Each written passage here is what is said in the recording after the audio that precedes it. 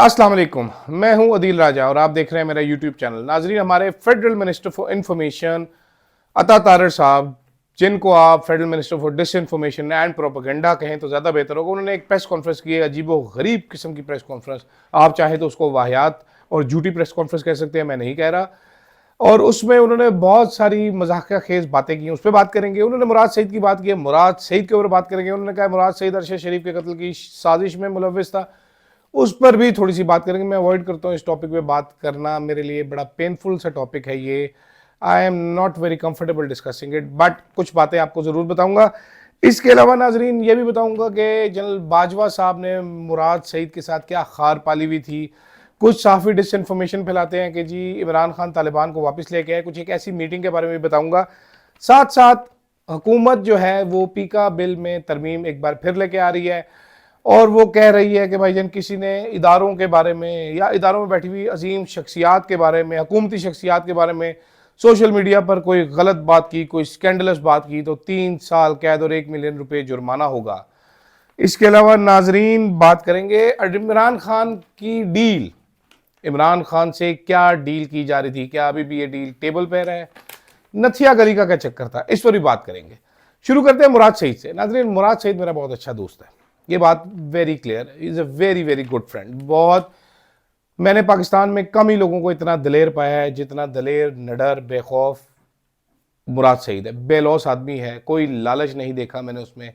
वजारत चलाते हुए मैंने उसकी ज़िंदगी में कोई तब्दीली नहीं देखी, मेहनत करते हुए देखा है। हर वक्त हुकूमत के बारे में, इमरान खान के बारे में, अपने लोगों के बारे में उसको परेशान देखा है। मुराद सईद के बारे में नाजरीन तरह तरह का प्रोपेगेंडा किया जाता रहा है। मुझे ज़ाती तौर पर मालूम है गुज़िश्ता 2.5 साल से जो कुछ उसकी फैमिली पर गुजर रही है। मुराद सईद की अहलिया, हमारी भाभी, आज भी नॉर्मल लाइफ नहीं गुजार सकती, घर में नहीं रह सकती, मुझे ये भी मालूम है। मुराद सईद साहब का कोई राब्ता किसी के साथ नहीं है, वो किधर घर से बेघर बैठे हुए हैं, मुझे नहीं मालूम कि वो किस जगह पे मौजूद है। लेकिन वो ये मुझे ज़रूर पता है कि वो सीएम केपी हाउस में बिल्कुल भी नहीं है। अगर वो वहाँ पर होते तो मैं उनसे ज़रूर मुलाकात करने जाता, इसमें कोई दूसरी राय नहीं है। कि उस जैसा दलेर मुहिब वतन मैंने कभी भी नहीं देखा। मुराद सईद के बारे में प्रोपेगेंडा एक कि जी अरशद शरीफ का लैपटॉप मुराद सईद के पास है। मैं बड़ा क्लियर, इससे पहले मैंने ट्वीट किया था, लेकिन मैं बड़ा क्लियर आपको ये बताना चाहता हूँ कि अरशद शरीफ साहब लैपटॉप यूज़ नहीं करते थे, वो अपना मोबाइल यूज़ करते थे। वो अपने साथ जब बाहर दुबई गए थे तो कोई लैपटॉप नहीं लेके गए थे, मुझे इसलिए पता है क्योंकि मैं उनके साथ था। दूसरी चीज़, मुराद सईद के बारे में प्रोपेगेंडा किया जाता है कि अरशद शरीफ को पेशावर वो लेके गया था। जी नहीं, बिल्कुल वो नहीं लेके गया था। अरशद शरीफ को एयरपोर्ट मुराद छोड़ने गया था? जी बिल्कुल नहीं छोड़ने गया था। मुराद सईद उस वक्त इस्लामाबाद में था और ये भी मुझे इसीलिए पता है क्योंकि मेरी मुराद सईद से बात भी हुई थी।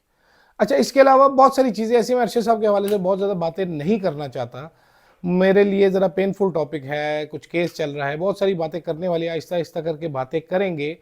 लेकिन ये जो अरशद साहब के कत्ल की साजिश में मुराद शरीक था और ऐसे था, और कई बोंगे आके कहते हैं जी वो अरशद शरीफ के घर पे मुकीम था, ऐसी कोई भी बात नहीं है। मेरा ख्याल है जिस तरीके से मुराद अरशद साहब के लिए खड़ा हुआ है, बहुत कम लोग खड़े हुए। जो बड़े बड़े दोस्ती के दम भरते थे लंबे लंबे, वो भी ऐसे नहीं खड़े होते।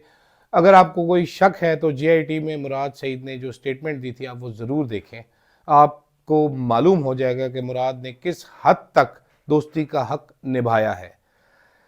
मुराद सईद के बारे में एक और प्रोपेगेंडा नाजरीन, इमरान खान के बारे में कहा जाता है कि जी ये तालिबान को वापस लेके आ गए थे इमरान खान साहब। मुराद सईद भी उस मीटिंग में शरीक था। जी बिल्कुल, एक मीटिंग पीएम ऑफिस में हुई थी जिसमें जनरल फैज़ और जनरल बाजवा आए थे और वो इमरान खान साहब के साथ मुराद सईद और गालिबन नूरुल हक कादरी साहब थे, जिसमें मुराद सईद ने जनरल बाजवा से चंद सवालात पूछे थे तालिबान वापसी पॉलिसी के हवाले से, जिसके बाद जनरल बाजवा लाल पीला होके, बल्कि लाल जामनी हो गए थे और वहाँ से दफान हो गए थे, कहते हुए कि जी मैं आपको इसके आंसर्स देता हूँ। उसके बाद दोबारा उस मामले पर कोई मीटिंग नहीं हुई मेरी इत्तला के मुताबिक, और ये जो भी हरकत की तालिबान को वापस लेके आने वाली, वो बाजवा ने खुद की। और अब बाजवा बैठ के घर में वेला सहाफ़ियों को झूठ बेचता रहता है कि जी ये इमरान खान का फैसला था, ये उसका फैसला था। बिल्कुल ऐसी बात नहीं है, बल्कि जनरल बाजवा जो है वो मुराद सईद के ऊपर तपा भी उस टाइम इसी वजह से था कि यार ये बहुत ही सवाल पूछता है। दूसरा, जनरल बाजवा ने जो एक मुराद सईद की शिकायत लगाई थी, वो एक बार जब एहसन इकबाल के दौर की कुछ करप्शन पकड़ी गई थी और अमीर मुकाम साहब के कुछ प्रोजेक्ट्स, जिसके ऊपर एक प्रेस कॉन्फ्रेंस की थी, जिसके बाद जनरल बाजवा साहब ने इमरान खान को फ़ोन किया था कि यार ये मुराद सईद को समझाओ, ये प्रोजेक्ट्स जो निकाल रहा है ये तो हमारे चाइनीज़ दोस्तों के हैं, वो नाराज़ हो जाएंगे, और लटरम पटरम इस तरह की बातें कुछ की थी जो कि मेरे इल्म में हैं।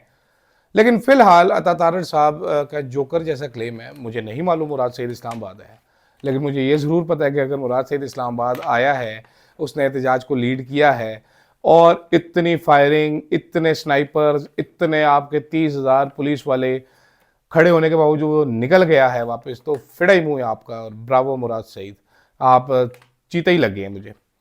ठीक है, बोंगिया खैर मतलब फेक न्यूज़ के बादशाह इस टाइम पे अता तारड़ साहब हैं, मोहसिन नकवी साहब हैं, और चंद एक और जगह से फेक न्यूज़ जारी होती है। मैं नाम लूँगा तो फिर मुश्किल हो जाएगी मेरे लिए, लेकिन अगर ये चंद जगह से फेक न्यूज़ जारी होना बंद हो जाए तो पाकिस्तान में काफ़ी सारा सुकून हो जाए। हमारे मीडिया चैनल्स भी इस वक्त फेक न्यूज़ के माहिर तरीन हैं, आप समझ लीजिए। अच्छा, पीका बिल नाजरीन अमेंडमेंट हो रही है, तो आप कोई भी बंदा, आप किसी इदारे का नाम लेगा, किसी बंदे का नाम लेके उस पे उसकी बेइज्जती फरमाएगा, जिससे वो बंदा माइंड शरीफ कर जाए, तो आप 3 साल के लिए जेल जा सकते हैं। इसके अलावा आपको 1 मिलियन जुर्माना भी हो सकता है। नून लीग ने फैसला कर लिया है कि बिल में तरमीम करेंगे, हम सज़ाएँ मज़ीद सख्त करेंगे, बिल को और आसान करेंगे ताकि लोगों की गर्दन में फंदा फिट करना आसान हो। जैसे कि अगर मैं अता तारड़ साहब का नाम लेकर ये कह दूं कि अता तारड़ साहब झूठ बोलते हैं, तो अता तारड़ साहब माइंड कर जाएं तो वो मुझे 3 साल के लिए जेल में डाल सकते हैं। तो लिहाजा आज के बाद मैं अता तारड़ साहब को बिल्कुल ये नहीं कहूँगा कि वो झूठ बोलते हैं। आपने कहना हो तो आप कहते रहिए। अच्छा, इसके साथ नाज़रीन आखिर में बात करते हैं ज़रा एक इंटरेस्टिंग चीज़ की। तहरीक इंसाफ के चंद लोगों से मेरी बात हुई, उनके मुताबिक हैरानकुन तौर पर अभी भी तहरीक इंसाफ की किसी न किसी जगह पे बातचीत चल रही है। तहरीक इंसाफ का ये कहना है कि जो डील इमरान खान को ऑफर की जा रही थी, वो डील ये थी, मैं पहले भी आपको बता चुका हूँ उस डील के बारे में, वो वीडियो में लिंक भी उसका पोस्ट कर दूंगा साथ ही, कि इमरान खान को क्या डील ऑफर हुई थी। इमरान खान ने चुप रहना था कुछ अर्सा, 15 दिन बाद इमरान खान को रिहा कर दिया जाना था। उसके बदले इमरान खान को कहा गया था कि जी देखें, हमें बुरा भला ना कहें, साथ में कुछ गारंटीज़ मांगी गई थी, कुछ चाइनीज़ एम्बेसडर के रोल की बात हो रही थी, कुछ सऊदी एम्बेसडर के रोल की बात की गई थी। लेकिन साथ साथ अब एक नई चीज़ पता चली है, वो नई चीज़ ये थी कि इमरान खान से ये डिमांड भी की गई थी कि भाईजान आपने 6 महीना नथिया गली रहना है, पंजाब नहीं आना, आपने इस्लामाबाद नहीं आना, लाहौर जमान पाक नहीं आना, मरीम नवाज चलाने दें इसको, देखें जी बड़ी मेहनत शहनत कर रही है आजकल, इधर उधर जाती है, तख्तियाँ शक्तियाँ लगाती है, तो ये भी सारा कर लेने दीजिए। तो इमरान खान ने 6 महीने सियासी वो मुलाकातें शुलाकातें वहाँ पर करते अपनी, तो सियासी बातें भी करते, लेकिन 6 महीने नथिया गली रहते ज़रा, और ज़रा खामोश रहते, ज़रा पब्लिक बयानात कम देते, बाकी अपनी सियासत जारी रखते। मालूम नहीं क्या हुआ, कहाँ काम ख़राब हुआ, कहाँ नहीं हुआ। तहरीक इंसाफ के बहुत सारे लोग, अब जिस तरह अली मोहम्मद खान की एक ऑडियो लीक कर रही है, मेरे दोस्त हैं, बहुत अच्छे भाई हैं मेरे, जिसमें वो बता रहे हैं कि इमरान खान ने इस तरह कह दिया था और बैरिस्टर साहब ने ये पैगाम पहुँचाया था। मेरा ज़ाती ख्याल है कि अगर इतना ही सेटलमेंट हो रही थी तो तहरीक इंसाफ के कुछ सियासी लोगों की मुलाकात करवा दी जाती, उमर अयूब, असद कैसर साहब, उमर अयूब साहब और एक आधे की, तो ये मामला इतना आगे बढ़ता ही ना, और तहरीक इंसाफ जो है ये मामला खुश उसलूबी से तय हो जाता, आपको इतना खून बहाने की ज़रूरत ना पेश आती। अभी तो जो हालात हैं, आज भी इंटरनेट नहीं चल रहा, लोग चीख रहे हैं कि हमारा इंटरनेट चल रहा है, फेसबुक पे पोस्टें भरी हुई हैं, जिसको मौका मिल रहा है वो वीपीएन ढूंढ रहा है। मैं भी तकरीबन 10-15 वीपीएन आजमा चुका हूँ। पिछली वीडियो में मैंने मैसेज किया था, लोगों ने बहुत सारे वीपीएन के नाम दिए, मैंने उनमें रैपिड वीपीएन डाउनलोड किया है, सुपर वीपीएन डाउनलोड किया। रैपिड वीपीएन थोड़ी देर के लिए चला, उसके बाद वो भी वफात पा गया। सुपर को भी चेक करते हैं हम कि कितना एक सुपर है वो। तो जो नाजरीन ये बातें इंटरनेट बंद करके आप रोकना चाह रहे हैं, जैसे इंटरनेट खोलेंगे यहाँ से ही ये बात शुरू होगी। जो मायूसी थी वो गुस्से में बदली है, गुस्सा बहुत ज़्यादा। अहमद फराज साहब की एक नज़म थी ना, मैंने अब तक तुम्हारे कसीदे पढ़े लिखे, आगे का मिसरा आपको पता है, पूरी नज़म आप ढूंढ लीजिएगा, इंटरनेट पे आपको मिल जाएगी। लेकिन अब हालात शायद वैसे नहीं रहे जिस किस्म की बातें की जा रही हैं। These are not good, the government has to take corrective measures. इन्होंने खून बहा के बहुत बुरा किया है। आज भी अल्लाह सब झूठ बोल रहे थे, गोली नहीं चलानी चाहिए थी नाजरीन। जो 77 साल का भरम था कि हम अपने लोगों पर गोली नहीं चलाएंगे, वो तोड़ा गया है। बड़ा मुश्किल होगा लोगों का एतमाद जीतना, लोगों का गुस्सा ठंडा करना।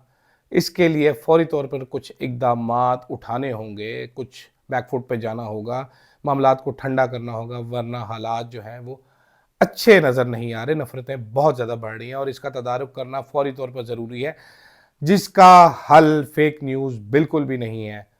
और फेक न्यूज़ से बचना चाहिए हमारे मीडिया हाउसेस को भी, हमारे चैनल्स को भी, बहरूपी सहाफ़ियों को भी, और हमारे फेडरल मिनिस्टर फॉर इंफॉर्मेशन को भी। फिलहाल के लिए इतना ही, इजाजत दीजिएगा नाजरीन, अल्लाह हाफिज।